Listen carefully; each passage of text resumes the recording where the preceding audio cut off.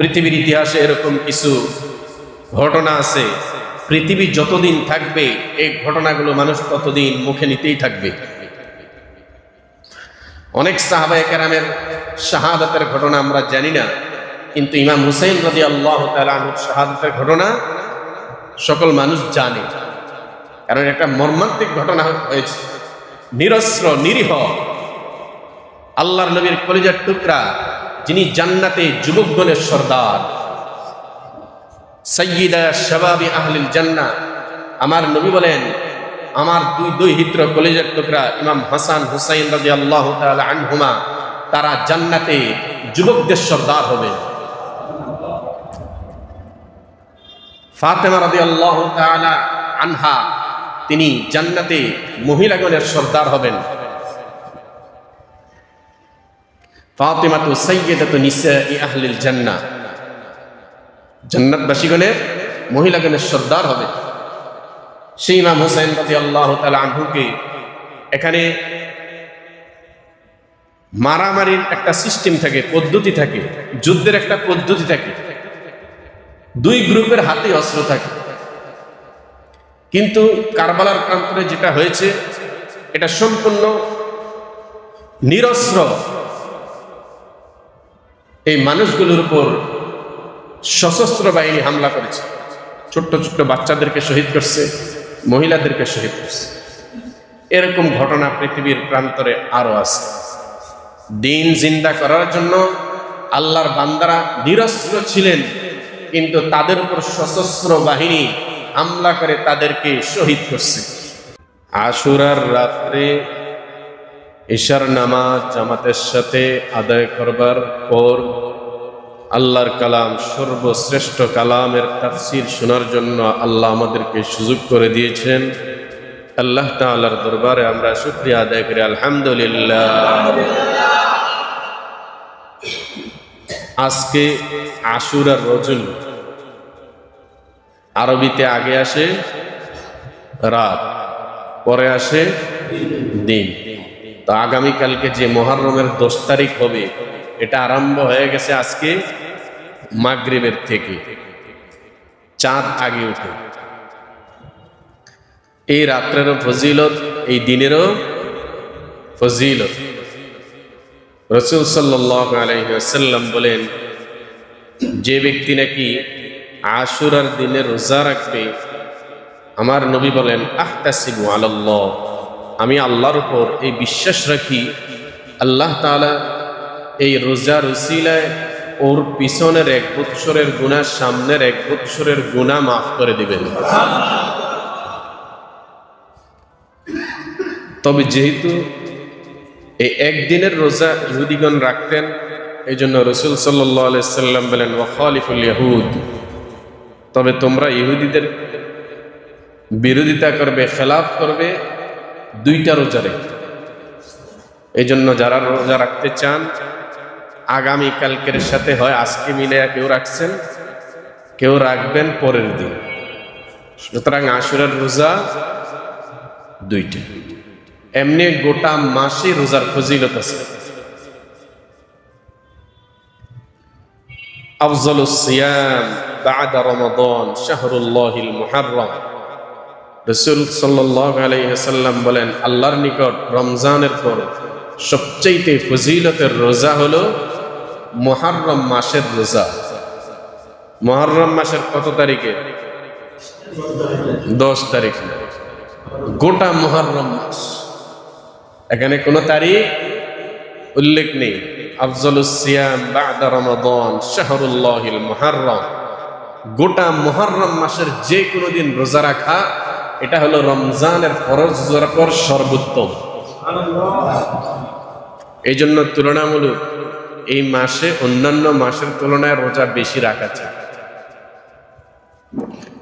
সে কাঙ্ক্ষিত দিন আগামীকালকে ইনশাল্লাহ আমরা ধারাবাহিক তাফসীর একটু পরে আরম্ভ করব। যেহেতু আজকে আমরা একটা সুযোগ পেয়েছি মুহররম মাসকে কেন্দ্র করে, আমরা আগে মুহররম মাস সম্পর্কে একটু আলোচনা করি। আল্লাহ তাআলা আমাদেরকে আমলের নিয়তে ধৈর্যের সাথে বসার তৌফিক দান করুন। আমিন। মুহররম মাস এটা ইজ্জতওয়ালা মাস, সম্মানিত মাস। এই মাসকে সম্মান দান করছেন কে? আল্লাহ। আল্লাহ যে মাসকে সম্মানিত করেছেন, গোটা পৃথিবীর মানুষ যদি সেই মাসে দাঙ্গা হাঙ্গামা করে, ফিতনা ফাসাদ করে, সেই মাসের ইজ্জতের কোনো কমতি হবে? কমতি হবে না। কারণ আমার আল্লাহ মানব সৃষ্টির কোটি কোটি বছর আগেই আল্লাহ এই মাস সৃষ্টি করে তাকে সম্মান দান করছেন।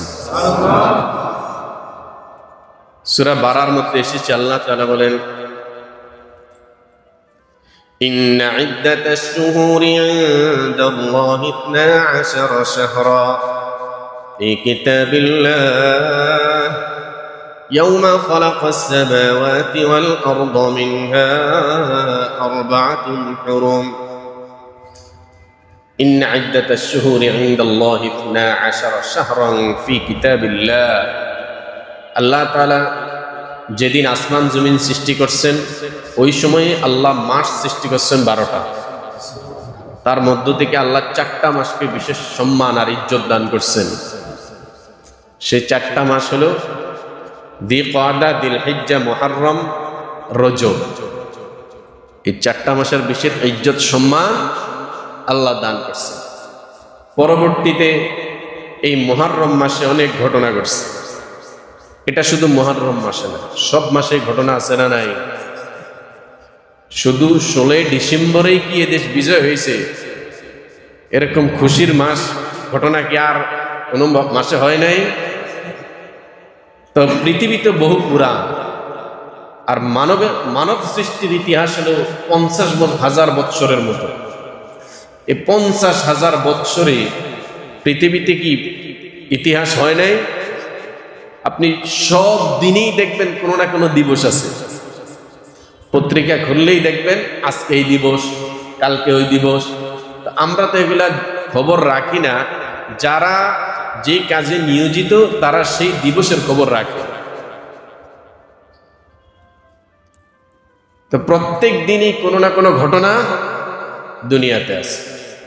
সুতরাং মুহররম মাসে এরকম ঘটনা আছে।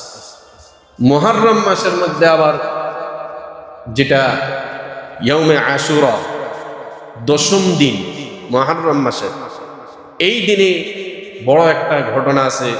রাসূল সাল্লাল্লাহু আলাইহি ওয়াসাল্লামের কলিজার টুকরা ইমাম হুসাইন রাদিয়াল্লাহু তাআলা আনহুকে ইয়াজিদ বাহিনী কারবালার প্রান্তরে নির্মমভাবে শহীদ করেছেন।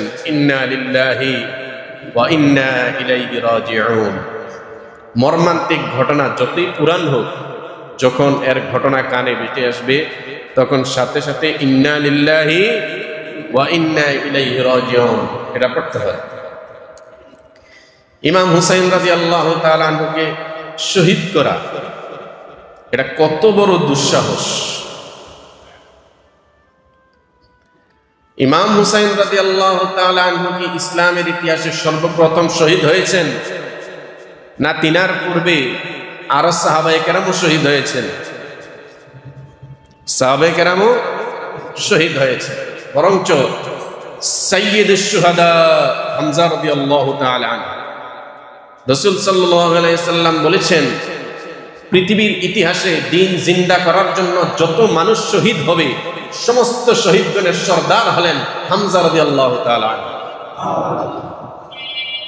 তাহলে তিনি কিরকম শহীদ হয়েছেন?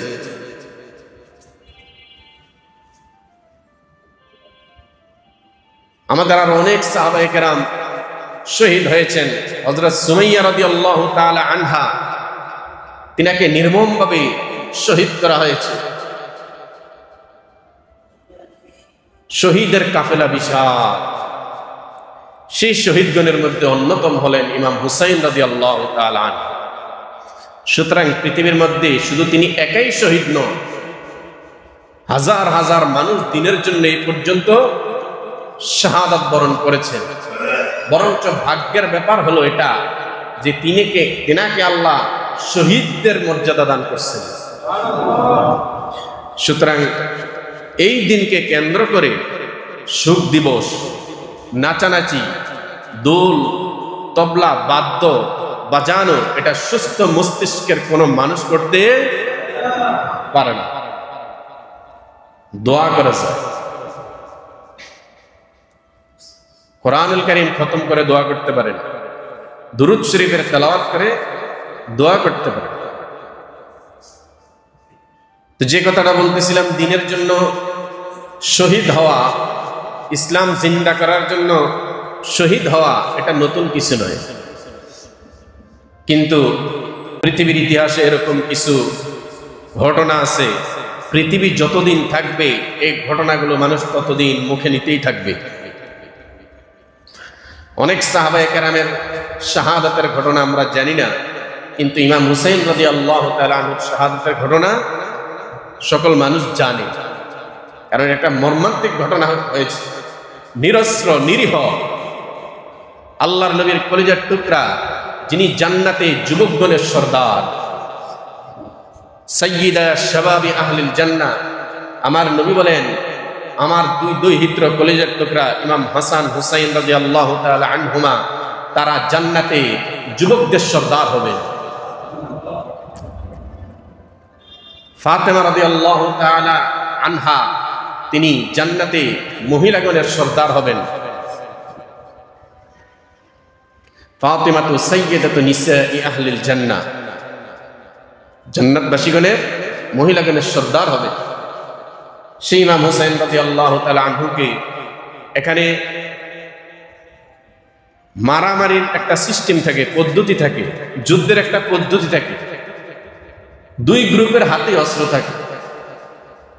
কিন্তু কারবালার প্রান্তরে যেটা হয়েছে, এটা সম্পূর্ণ নিরস্ত্র এই মানুষগুলোর উপর সশস্ত্র বাহিনী হামলা করেছে। ছোট্ট ছোট্ট বাচ্চাদেরকে শহীদ করছে, মহিলাদেরকে শহীদ করছে। এরকম ঘটনা পৃথিবীর প্রান্তরে আরো আছে। দিন জিন্দা করার জন্য আল্লাহর বান্দারা নিরস্ত্র ছিলেন, কিন্তু তাদের উপর সশস্ত্র বাহিনী হামলা করে তাদেরকে শহীদ করছে। এরকম ঘটনা আমাদের বাংলাদেশে হয়েছে। শাপলা চত্বরে আল্লাহর রাসূলের ইজ্জত রক্ষার্থে এই দেশের তাওহীদি জনগণ, উলামায়ে কেরাম, হাফেজে কোরআন, আলেমে দ্বীন, তারা প্রতিবাদ করতে গিয়েছিলেন। তারা ছিলেন নিরস্ত্র, তারা ছিলেন নিরস্ত্র। একজন নবী প্রেমিকও অস্ত্র নিয়ে সেখানে যায় নাই, তারা সম্পূর্ণ নিরস্ত্র ছিলেন। কিন্তু জালেম বাহিনী, সশস্ত্র বাহিনী রাতের অন্ধকারে লাট নিভাইয়া এই নিরস্ত্র সহজ সরল উলামায়ে কেরামকে নির্মমভাবে কিভাবে শহীদ করছে গোটা পৃথিবী দেখেছে। যেই টিভি চ্যানেলের মধ্যে এগুলো সরাসরি লাইভ দেখানো আরম্ভ করেছে, সাথে সাথে ওই টিভি চ্যানেলগুলোকে বন্ধ করে দেওয়া হয়েছে। এই পৃথিবী যতদিন থাকবে, কারবালার প্রান্তরের মর্মান্তিক ইতিহাস পৃথিবী যতদিন থাকবে, এই পৃথিবীতে কারবালার ইতিহাস ততদিন থাকবে। এই বাংলাদেশ যতদিন থাকবে, শাপলার প্রান্তরে নিরস্ত্র নিরীহ উলামায়ে কেরামের শাহাদাতের ইতিহাস ততদিন থাকবে। নাম খুনির কাতারে চলে গেছে, এর উপরে গবেষণা চলতেছে, বই লেখা হচ্ছে, সারা জিন্দেগি ভর খুনির কাতারে ওর নাম চলে গেছে। এই তো হলো দুনিয়ার বেজ্জতি, এটা হলো দুনিয়ার বেজ্জতি। দেখেন না, মীর জাফরের নামও এখন আর কেউ রাখে না। মীর জাফর নামটা কি খারাপ? খারাপ না, সুন্দর নাম। কিন্তু গাদ্দারি, এই ভারতবর্ষ যতদিন থাকবে, মীর জাফরের গাদ্দারির ইতিহাস ততদিন থাকবে।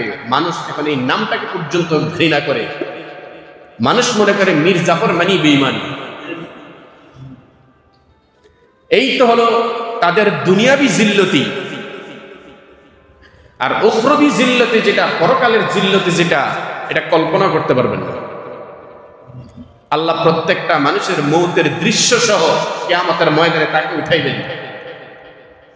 আপনি যেভাবে মারা যাবেন হাসরের ময়দানে আপনি সেভাবে উঠবেন। আপনি যদি মসজিদের মধ্যে সিজদারত অবস্থায় ইন্তেকাল করেন, তাহলে এই সিজদার দৃশ্য নিয়ে আপনাকে হাসরের ময়দানে উঠানো হবে। আপনি যদি ফুটবল খেলা দেখতে গিয়ে স্টেডিয়ামের মধ্যে মারা যান, তাহলে খেলা দেখার দৃশ্য সহকারে আপনাকে হাসরের ময়দানে উঠানো হবে। আপনি যদি সিনেমা হলের মধ্যে গিয়ে সিনেমা দেখতে গিয়ে মারা যান, সিনেমা দেখা অবস্থায় সেই দৃশ্য নিয়ে আপনাকে আচরণের ময়দানে উঠতে হবে। আর আপনি যদি আল্লাহর দিন, আল্লাহর কোরআনের আইন প্রতিষ্ঠিত করতে গিয়া, জিন্দা করতে গিয়া দিনকে আপনি যদি সেখানে শহীদ হন, শাহাদাতের রক্ত সহকারে আপনাকে সেখানে উঠানো হবে। এই সহজ সরল এই মানুষগুলোকে যখন রক্ত সহকারে হাসরের ময়দানে উঠানো হবে, বিশাল একটা জামাত, এই লোকগুলোকে যখন হাসরের ময়দানে উঠানো হবে, আল্লাহ তো তাদেরকে প্রশ্ন করবেন, তোমাদের কি হয়েছে? এই লোকগুলো যখন মামলা দায়ের করবে এই জালেমের বিরুদ্ধে, ওকে বাঁচাবে কে? শহীদদের কোনো মৌত নেই। যারা আল্লাহর রাস্তায় শহীদ হন তাদের কোনো মৌত নেই। তাদেরকে একটি সবুজ পাখির আকৃতি করে জান্নাতের মধ্যে তাদেরকে রাখা হয়। তারা জান্নাতের যেখানে মনে চায় বিচরণ করতে থাকেন। সুতরাং আল্লাহ হায়াত দান করছে, এখনো জীবিত আছে। তওবা করলে আল্লাহ মাফ করার ক্ষমতা আমার আল্লাহর আছে। মানুষের গুনাহ যত বড়ই হোক, গুনাহ যত বিশালই হোক, কেউ যদি আল্লাহর কাছে তওবা করে, আমার আল্লাহ পাক রব্বুল আলামিন বলেন, তোমাকে ক্ষমা করে দেওয়ার জন্যই তো আমি আল্লাহ। এত বড় সুযোগ ওর কাজে লাগানোর দরকার আছে না নাই? 100 মানুষকে হত্যা করেছে। পূর্ববর্তী উম্মতের ঘটনা শুনছেন না? 99 জন মানুষকে হত্যা করে ভালো হওয়ার জন্য গিয়েছিলেন। একজনের কাছে পরামর্শ চেয়েছেন, আমি কি ভালো হতে পারবো? কি অপরাধ করছো? বলে 99টা খুন করছে।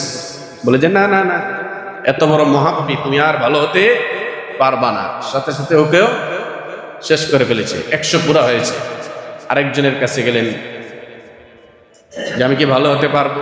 কি করছো? বলে যে আমি তো 100 খুন করছি। বলে যে ভালো হইতে পারবা। আল্লাহর কাছে তওবা করলে ভালো হবা, তবে ভালো লোকের সঙ্গ তোমার দিতে হবে। ভালো লোকের, নেক লোকের সোহবতে যেতে হবে। আমাদের দেশে এক ধরনের বুদ্ধিজীবী বের হয়েছে না, বলে যে সোহবতের কি দরকার, বই এনে পড়েই বড় আল্লাহওয়ালা হয়ে যান। বই এনে আল্লাহওয়ালা হইবা না, ইবলিসের রাস্তায় যাইবা। কারণ সোহবত কত দামি। রাসূলুল্লাহর এক সোহবতে ইনারা সাহাবায়ে কেরাম হয়ে গেছে, যাদের সম্পর্কে আমার আল্লাহ বলছেন রাদিয়াল্লাহু আনহুম ওয়া রাদু আন। আমার নবীর সোহবতের কারণে তারা এত দামি হয়েছে, আমি আল্লাহ তাদের উপর খুশি হয়েছি, তারা আমার উপর খুশি হয়ে গেছে। তো এখনো সময় আছে, তওবা তিল্লা করে সঠিক পথে আসো। আল্লাহ তাআলা সেই যোগ্যতা দান করুন।